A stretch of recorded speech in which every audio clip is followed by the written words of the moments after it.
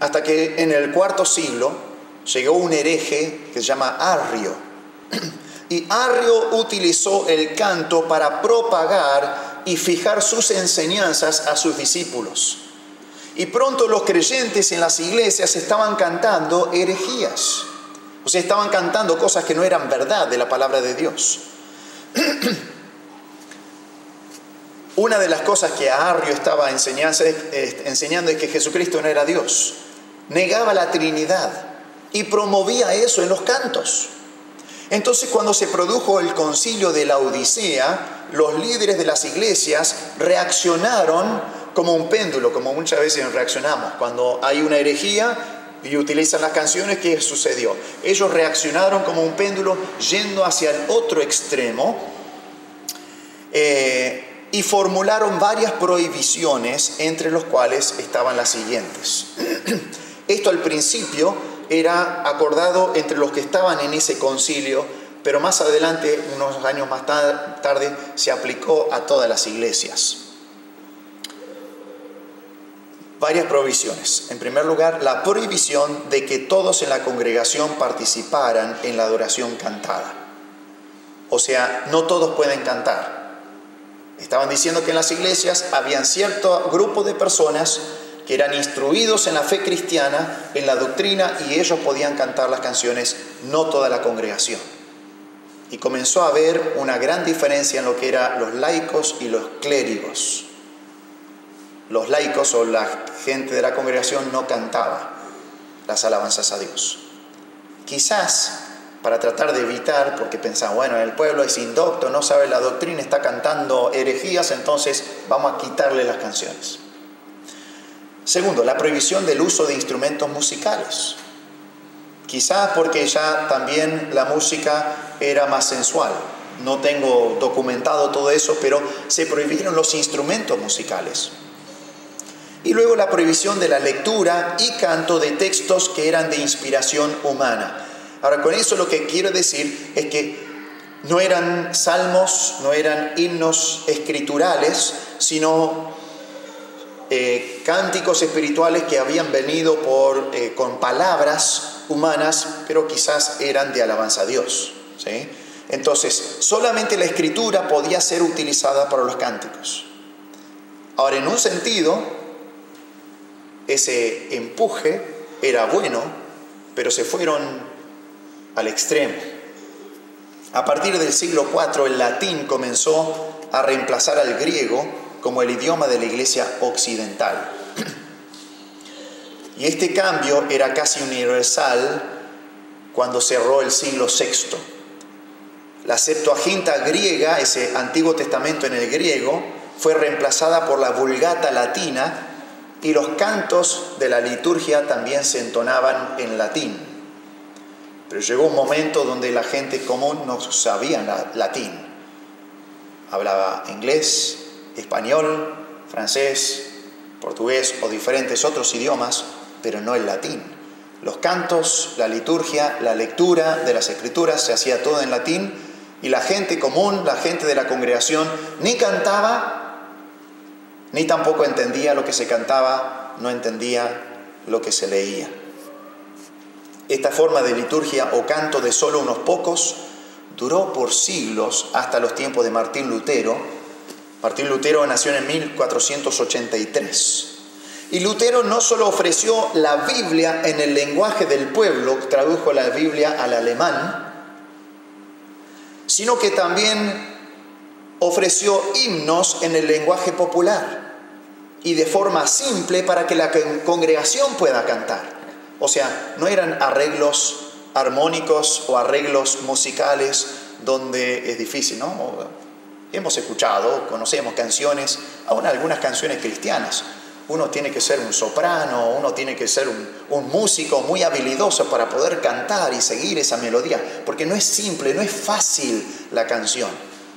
Lutero quería que las canciones sean simples y fáciles de cantar, que sean en el lenguaje del pueblo, o sea, en el alemán, y que sean palabras entendibles.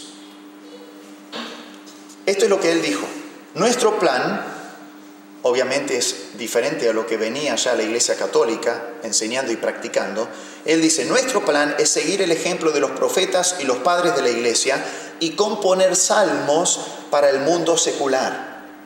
Ahora, entendámoslo, cuando dijo secular, no está hablando del mundo, sino los no clérigos, los creyentes comunes, los creyentes en los bancos, que no son los clérigos de la Iglesia Católica, pero son ya denominados secular porque no tienen los atuendos clérigos o no tienen el entrenamiento o la enseñanza o la instrucción de aquellos sacerdotes o de los diáconos de la congregación, sino que eran los creyentes comunes de la congregación, los llamaba secular. Y él quería que los creyentes, todos, puedan cantar. Y sigue diciendo, y asimismo cánticos espirituales, de manera que la palabra de Dios pueda estar entre la gente también en forma de música. Por eso tenía la Biblia en el alemán y los cantos también en el alemán. Obviamente para nosotros el alemán no significaría mucho, ¿sí? Pero en nuestro caso sería en el español o en el castellano. Y recordemos que antiguamente la Biblia estaba en latín, entonces no en el idioma de la gente, y por eso cuando habla de secular está hablando de eso, ¿no? O sea, de los creyentes que no eran clérigos. Y Martín Lutero no intentó usar sus propios pensamientos en los salmos. ¿Y por qué dice, bueno, vamos a volver a los salmos? Obviamente los salmos, cuando uno habla de el canto poético español o común, ahora de hoy día, hay una rima.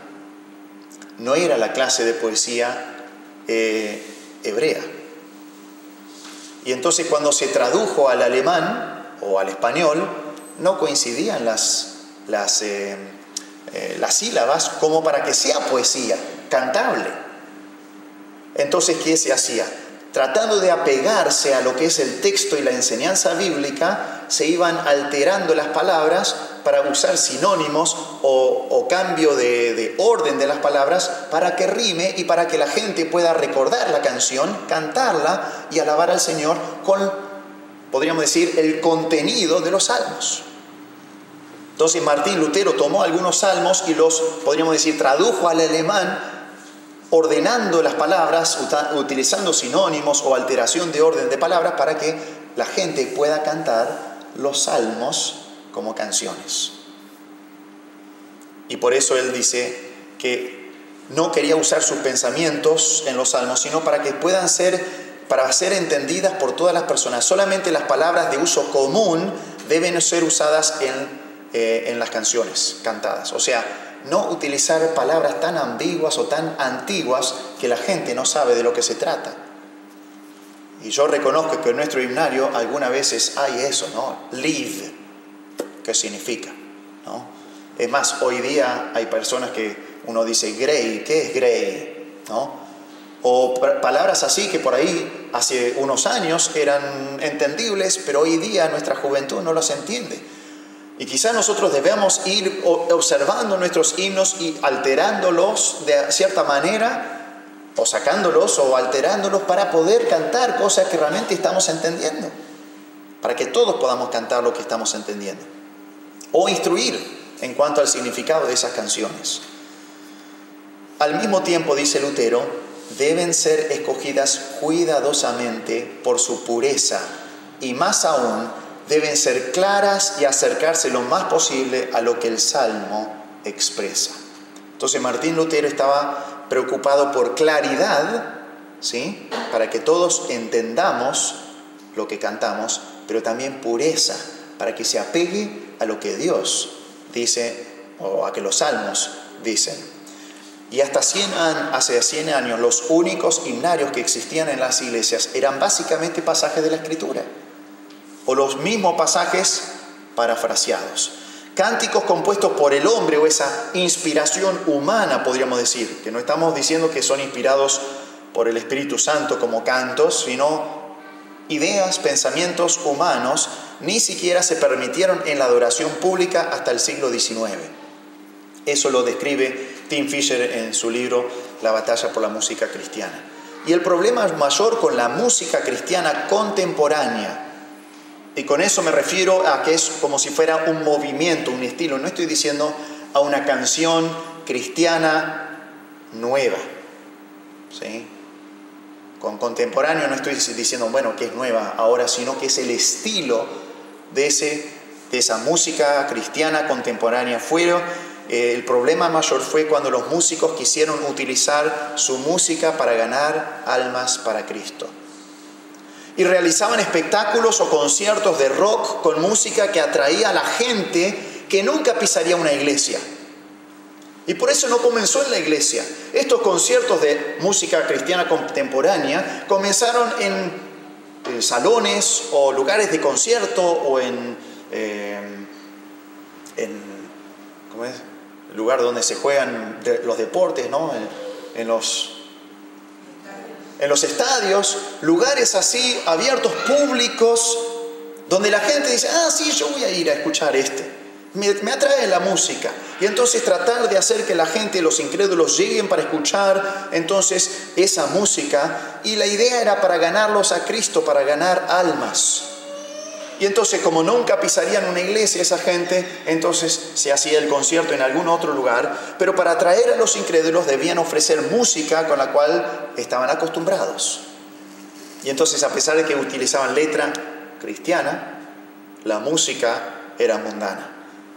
Ahora, cuando este movimiento comenzó, solamente se utilizaba la música rock en los conciertos, lejos de las iglesias, y solamente en algunas iglesias más grandes usaban el rock en los cultos. Pero hoy día esa música se ha convertido en el entretenimiento para millones de cristianos en sus hogares y se ha infiltrado en muchas iglesias también hoy día. Es una verdadera batalla espiritual. La historia de la música cristiana nos puede dar varias lecciones. Vamos a resaltar 4 y con eso vamos a terminar. Es importante que la letra de las canciones sea doctrinalmente exacta. Los himnos proveen a la congregación una oportunidad para expresar sus creencias acerca de la fe y doctrina y las experiencias de la vida cristiana. Y para que sean expresiones auténticas de fe, las creencias que conllevan los himnos deben ser verdad.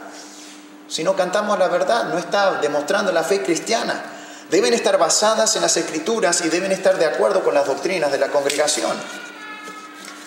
Y entonces aquellos que son responsables de componer o compilar un himnario o determinar qué canciones se van a cantar en la iglesia, le dan atención a la verdad doctrinal y han buscado evitar el lenguaje vago o ambiguo y expresiones que no están de acuerdo a la enseñanza de la Biblia.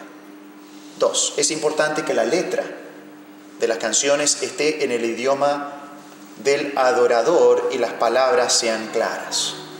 No cantamos en latín, no cantamos en inglés, no cantamos cantamos en español o en castellano, porque debe ser, la música de adoración a Dios debe ser entendida.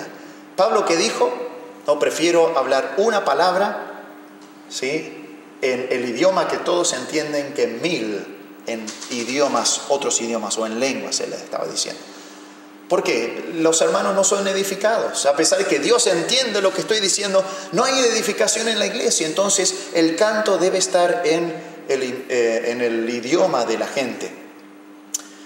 Entonces, el escritor del himno, cuando alguien compone un himno, escoge palabras y frases para expresar ideas, sentimientos y entendimientos. Y aquellos que cantan el himno, nosotros nos apropiamos de esas palabras y frases para expresar nuestros sentimientos, creencias y entendimientos. O sea, nosotros no cantamos en general, creo que ninguno de nosotros cantamos canciones que nosotros inventamos. Son canciones que otros han compuesto, son palabras de otros, pensamientos de otros, pero nosotros nos apropiamos a eso y entendemos lo que están diciendo, entendemos lo que están significando y el sentimiento que están compartiendo y las apropiamos. Así que cuando nosotros cantamos, lo sé, comprado con sangre yo soy, no estamos diciendo comprado con sangre fue el escritor de este himno. Estoy diciendo yo soy comprado con sangre.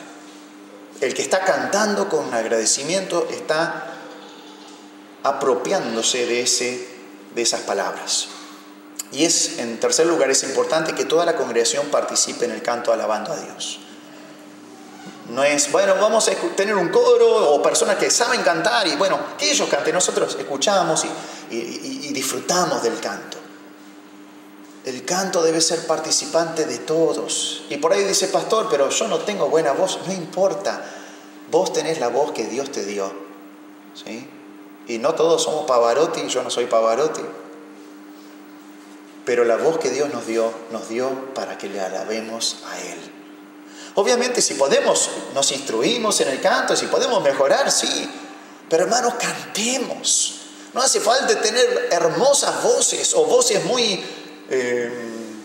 perfeccionadas para alabar a Dios. Utilicemos lo que tenemos para alabar a nuestro Dios y cantemos. Cantemos con ganas, cantemos con alegría, cantemos de corazón. También es importante insistir que el propósito primordial de la canción es para glorificar a Dios, no necesariamente ganar almas. O sea, ahora, si alguien entra a la congregación y nos está visitando, o una persona viene y es incrédula y a través de la canción es convencido de su pecado, de su situación, al Señor, alabado sea Dios. Pero el propósito de la canción no es primordialmente ganar almas, sino glorificar a Dios. Los himnos expresan verdades doctrinales acerca del Padre, su presencia en el mundo, de las verdades acerca de Jesucristo y su obra como Salvador, como Redentor, y también verdades acerca del Espíritu Santo, el Consolador, y todas van en alabanza a Él, para gloria a Él. Cantando himnos, el que canta experimenta una conciencia más grande de Dios. Cuando cantamos la doctrina de Dios, cantamos acerca de la obra de Dios, somos más conscientes de Dios, de su carácter, de sus atributos, de sus provisiones para sus hijos. Y la letra de lo que canta debe conformarse a la imagen de Cristo. Vamos a orar. Padre Celestial, guíanos, que a través de este filtro divino, todo lo honesto, todo lo amable, todo lo que es de buen nombre, si hay virtud alguna, si hay algo digno de alabanza en esto pensar. Y también la historia y las lecciones de la historia puedan ser útiles en nuestras vidas, para que la letra de aquello que escuchamos y que cantamos pueda conformarse a la imagen de Cristo. Esto te lo pedimos en el nombre de Cristo Jesús. Amén. Que el Señor los bendiga.